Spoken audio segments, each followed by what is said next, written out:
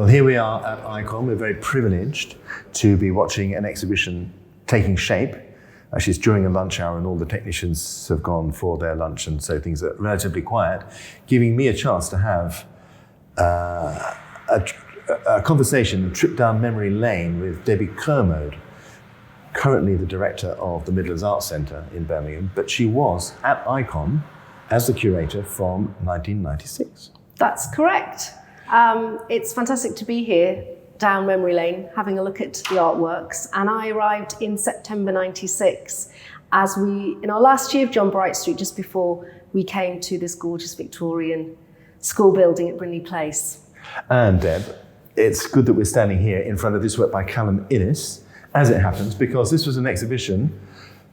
Callum Innes' solo show happened at Ikon after it moved to Brindleyplace. And you were here and you witnessed that. I did. It didn't launch though. It was interesting when we launched the new gallery, we wanted very much to have female voice at the centre of that conversation, that new story that was being told about contemporary art.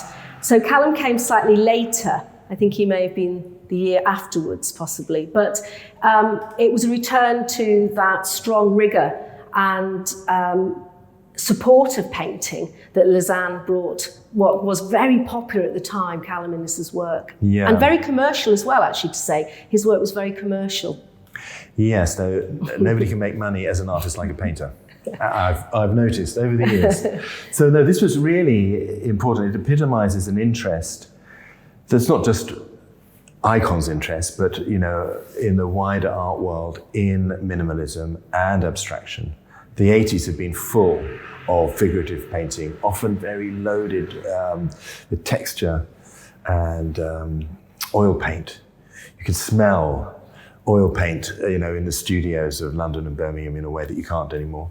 And so this is a work by Callum Innes. There's a work by Avis Newman over here, which is sculptural, but involves these two paintings, very minimal. And then behind us here is a work by Ellen Gallagher, who is Black American artist and referencing popular culture and the way Black people are often caricatured, and she sort of plays off this into abstraction. Did you meet her? We did. It was an incredibly popular exhibition. I think she was just, this was perhaps her first solo show in the UK at the time. The paintings are so visceral, they're so oily, they feel sculptural. You talk about Avis Newman's, but they have that quality about them. And the work is very hard-hitting. The motifs that she uses, they were very bold. And the catalogue essay was written at the time by Maria Bolshaw, who of course is now the director of the Tate. Yes. And Maria was at Birmingham University in the American Studies department. So it was really interesting that we also began to create more catalogues. There was more dialogue around the exhibitions, and that was really important as we go forward. Yeah, I mean, there were so many issues that Ikon was dealing with in the 1990s.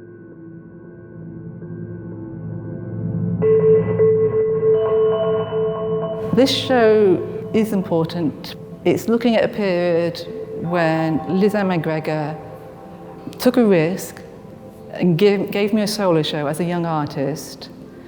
It allowed me to work on quite a large scale and to do, I think, was really strong work.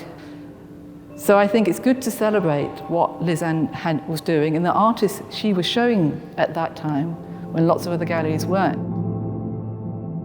Today, I'm here in the Ikon Gallery. I'm installing a work that I made in 1996. I had a show at the Ikon in the old space on John Bright Street. It was a solo show called Cold Comfort. And the work that you can see behind is called Falling. Re-showing this work, I feel like it's a biography of my life. It's just like, and I go back to those feelings I had at that time. And I look at it now, and I sort of understand the work a bit better than when I first made it. And I sometimes think, wow, did I show that? Because when you're young, you just make it and you show it, and you're not sort of fully aware, maybe, I wasn't fully aware sometimes of the interpretations, because a lot of the articles at that time was talking about the darkness behind my work, and I was thinking, no, it's light and playful. But now I can sort of understand a bit more what I was making then. So we started off talking about painting, but it's true, that there was so much more going on in terms of artistic media in the 1990s and installation. And multimedia, because of course we're talking at a time, we must remind everyone, there was no internet. So the way that you found out about artists would have been flyers or articles in the paper or magazines and adverts. You couldn't just Google someone and look them up. No. And that was really interesting, actually, how people found out what was going on. And I think Ikon has always been that beacon. It's always felt like it's at the epicenter of new contemporary artistic debate. And so people travelled. My memory of John Bright Street is that people travelled all over the country. And it was very busy on a Saturday. It was a very busy gallery because people felt that they were going to see something that was really unique, something that was at the centre of what was happening at the time. Mixed media. Photography was something too that Ikon was very, very much kind of ahead of the curve. So this is Felicity Allen, and she had recently given birth, and this is an image of her hands with, again, the idea of the child falling, and implicit danger. That's quite interesting. You get it in both these works across this room. I think it was interesting as well to comment that the director at the time, female director, led, of course, all projects with Angela Kingston, very concerned with Angela Kingston, who was then the curator. Absolutely. So you've got that sense of the female gaze and women selecting work for and by other women, which is really interesting. And that was very critical at the time. Angela was really interesting in the way that she generated all those group exhibitions. This was from an exhibition called Mothers. Yes. Which Permindar, had she been a little bit older, could have been in. And she made exhibitions about hygiene, about clean and dirty. And the way hygiene is identified, projected, invented almost. And people like the theme show. She would take an aspect of something, and even today she makes the most incredible themed exhibitions where she's exploring a topic and she really pulls it apart. So that curatorial idea was really interesting at the time, as well as having these gorgeous solo exhibitions. There were these group shows, whether it was painting or thematic. Yeah, and one of the most important group exhibitions was one that Lisanne McGregor inherited. Angela Kingston would have been there, but it was one that she inherited from her predecessor, Antonia Payne, and it was transcontinental. And artists, Latin American artists in that exhibition included Juan Davila. And this is a painting that now belongs to Tate. It wasn't in the show, but it's from the 1990s. And in light of that, clean, dirty question, it was crucial to Angela that there be a good look at AIDS and the way AIDS victims were stigmatized. And this is a work by a Chilean artist, resident in Australia, which sort of spells out the word, obviously referring to Robert Indiana's love paintings. Ikon was really touching something incredibly important in the psyche of the country as well, but looking much more further afield to bring those ideas in. It wasn't wasn't just that exhibition. It was a theme that they constantly sort of returned to, because it was very much on everybody's minds. Yeah, I remember. But there was a rise of sort of multiculturalism as well through the 90s that had come from the 80s, and people were still interrogating people's sort of cultural opportunities, where people were coming from, and parts of the world that perhaps never had been seen in the UK before. This then brings us to look carefully at Lisa Milroy, because she is a figurative artist, very big in the 80s, but she entered the 90s with this sort of marvelous work, what she called slow paintings. This is Finsbury Square in London, and you can see she's been very clever in her references to modernist abstraction, the use of the grid and the repetition of geometric shapes, etc. But you recognize it obviously as a kind of building in the middle of a world city. And where would these paintings have come from? Which other partnerships did Ikon have at the time? I can remember Autograph, Chisenhale, Corner House. Yeah, this is Chisenhale. And you were... Where I was the director. So this yeah. actually was an exhibition of Lisa Milroy's that toured to Ikon in 1995, 96, I think. So that network between these really interesting organisations across the UK sort of coming together to share work and share projects seemed to be very vital as well. There was a lot more national networking at that time. You know, exhibitions were touring. I mean, Ikon toured a lot around the country. Now the networks are more international, you know, and that, you know, we probably wouldn't tour to, you know, from here to London to Nottingham to Sheffield. We'd be thinking of venues, you know, across Europe or America or whatnot, in the same way that you are too at MAC. It's interesting how more globalized the art world has become, but the seeds were there, sown in the 1990s. Aha. A real work of art. Yes, this by is Mark Wallinger. The horse that he bought. Yeah. That's right. So he liked to gamble, didn't he? He was all part of it. It interested him. Well, in the art world, there's a lot of gambling in the art world. So absolutely, a lot of buying and selling. Yeah. Yeah. So this was a limited edition, and he sold it in order to make money to buy a real racehorse. That's right. This again is curatorially poignant because he is standing behind this video installation, video monitors, and we see the Queen arriving. And how was this exhibition originally? Because it's just slightly before I arrived. How was it displayed? Can you remember? It would have been in the top floor gallery. It was top floor, and I remember seeing these two works together, but I don't know exactly where this sat. I mean, I've seen this work installed many times in other venues. And, you know, I was talking about it being poignant, of course it's very poignant given the fact that we see so many images of Prince Philip, but we also see Princess Margaret as well, and there's Charles looking so much younger, and there's, you know, the connection between the royal family and racing is a big thing for him because it epitomizes a class system that he has railed against, you know, sort of ever since he emerged as an artist. And you know, it's kind of, I mean, we talk about racial politics, talk about sexual politics, but there's also class politics. Absolutely. And they are embodied in the work of Mark Wallinger.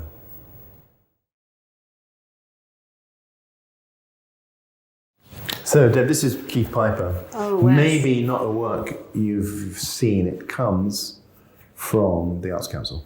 But that's wonderful, isn't it? To show a different installation, perhaps, that the public haven't seen so frequently. Yeah. And it's physical, isn't it? I mean, it's 4 very life-size, almost, works of 4 men. And this obsession with boxing and that masculinity pulls through his work, continues to pull through the work. And they're black men. And he's an artist from Birmingham, famous, amongst other things, for his participation in the Black Art Group. You know, with artists like Donald Rodney, Eddie Chambers, and Keith Piper. You know, it's kind of great to have this here. It's powerful work, and so great to see it at this juncture in our lives at the moment with what's been happening and the conversation about black expression as well. So it's absolutely fantastic to be able to revisit these works through this contemporary lens that we have today.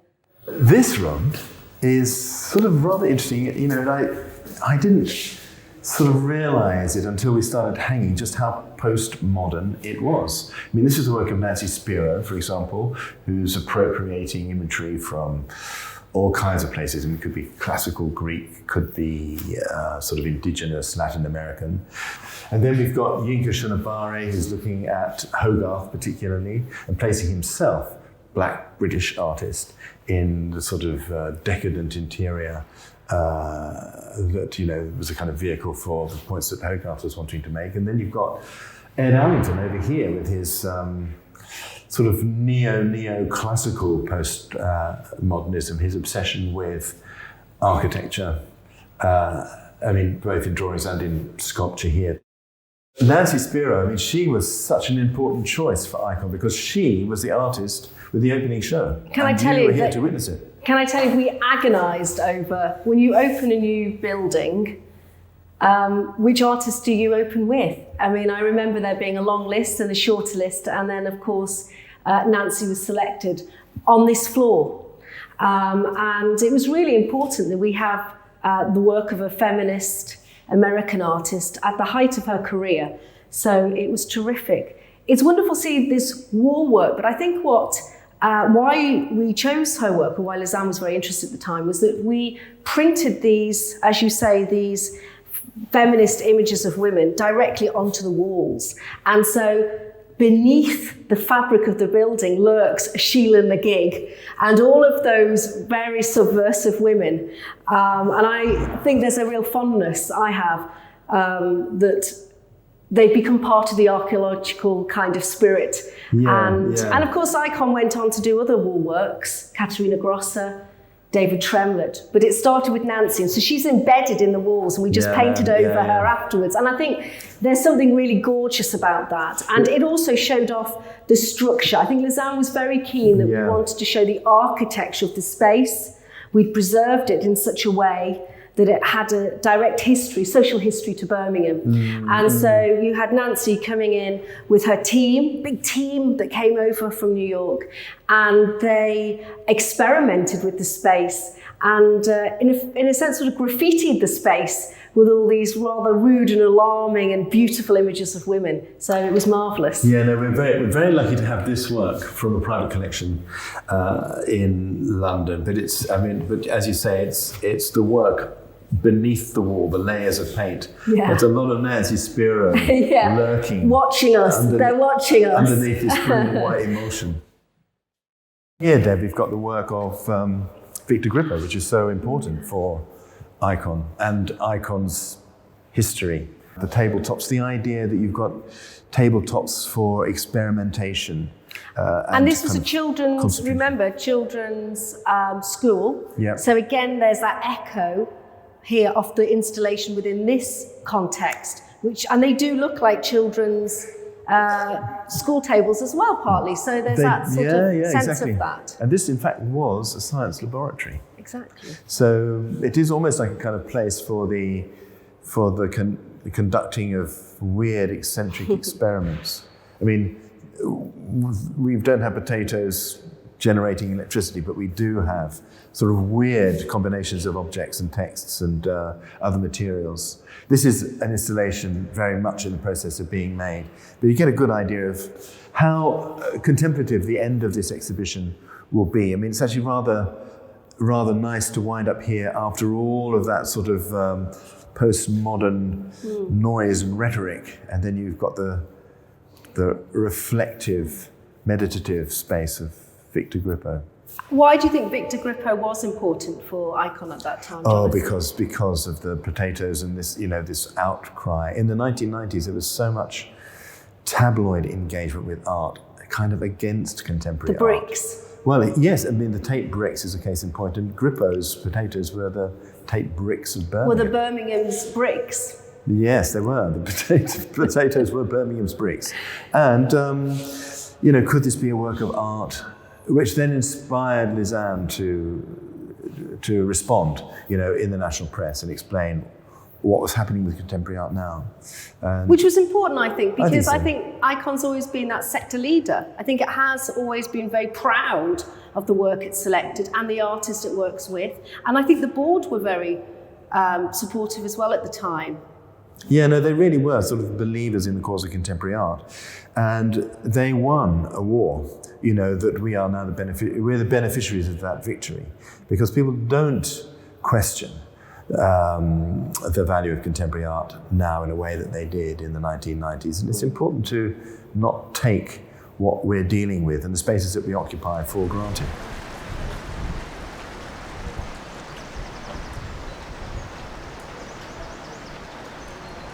So, Debbie, here we are, as if by magic, at the Midlands Arts Centre.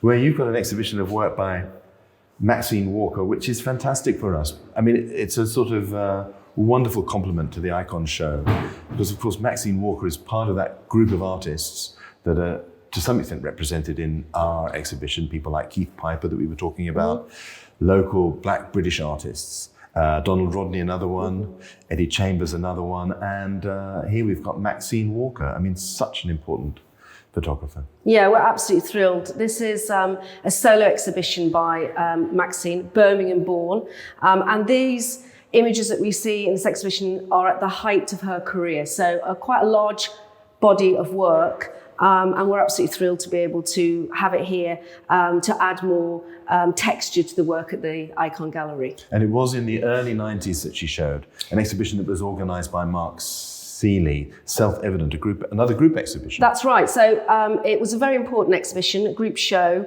organised, as you say, by Mark. So it came up from Autograph in London. And it was a group exhibition that looked at black British photography and portraiture, which was very interesting.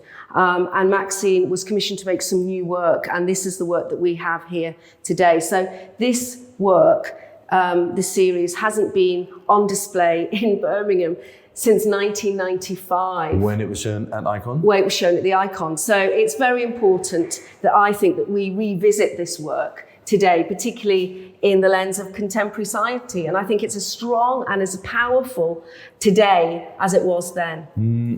And, you know, we were talking about issues of racial politics and also feminism, which of course was so important to the development of postmodernism.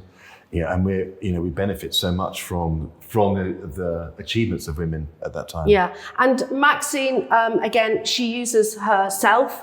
So in this series of work, we see her dressing in different representations of black women as she saw it at that time, using, wigs and clothing and makeup, and even distorting the camera, so lightening some of the work and the image to create a whole range of different images of black womanhood. I mean, this is particularly strong, this juxtaposition here, where you see her as herself. Yeah, that's right. So she's not, assuming the identity of or a persona. This is her as portrait. Yeah, it's a wonderful sort of contrast. It's a great juxtaposition, isn't it? Yeah. And also feels a little bit like the photographs you get in a photo booth. It has that sense of something quite fresh, quite contemporary, actually, even today. And these works were immediately purchased by the V&A, which is fantastic, and such a great statement that a Birmingham artist's work should be part of a national collection. Again, it's that point that you were making when we were at Ikon, the fact that so much work that was shown in Birmingham, often at Ikon, was acquired by these museums, which then is great for us, because then 25 years later we can come back borrowing them and show them where they were originally seen.